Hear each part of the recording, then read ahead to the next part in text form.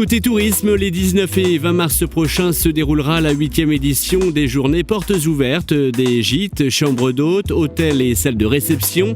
Démarche unique en Loire-Atlantique, les pays d'Ancenis, de Châteaubriand, d'Erdre-et-Gèvres et la région de Blain vous accueillent le temps d'un week-end pour cette manifestation qui a lieu tous les 2 ans.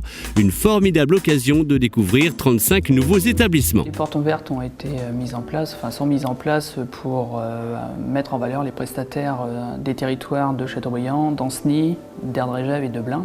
Promouvoir l'offre de ces territoires en chambre d'hôtes, en gîte, salle de réception, hôtel, et donc permettre aux habitants de ces territoires de proximité de découvrir les capacités d'accueil lorsqu'on reçoit des amis, lorsqu'on veut faire une fête, lorsqu'on veut faire un cadeau.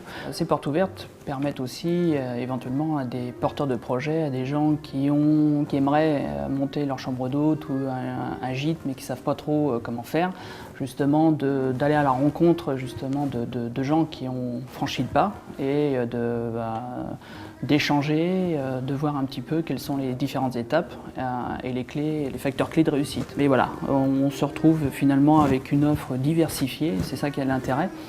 Et donc de permettre justement d'accueillir des touristes extérieurs à nos territoires, mais également se payer un petit week-end romantique à deux. Voilà. Exemple de prestation de qualité avec une maison contemporaine dans un cadre verdoyant, proche de la Loire à vélo, à Oudon, la maison dans les bois. On a décidé de faire cette activité-là pour plusieurs raisons en fait. C'est vrai qu'il y avait ce besoin déjà de retrouver une activité, de retrouver une insertion par rapport à une commune et un département qu'on ne connaissait pas.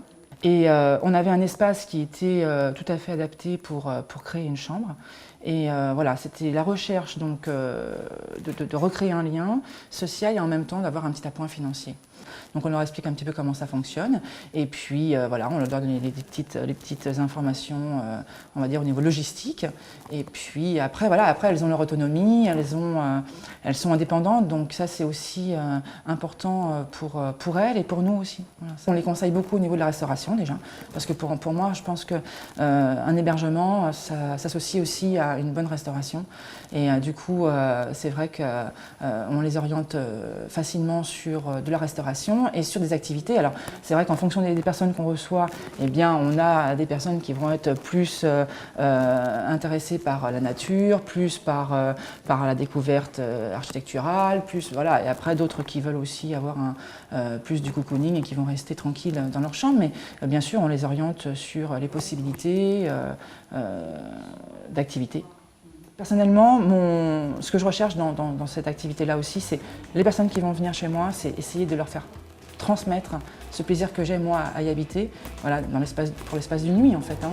C'est très court souvent, mais voilà, qu'elles se sentent bien. Et ça, si j'ai réussi à faire ça, c'est déjà très bien. Ces journées portes ouvertes sont une véritable opportunité de faire le plein d'idées de sortie pour les week-ends à venir, proches de la grande métropole nantaise et de ses activités culturelles pour un prochain week-end au vert.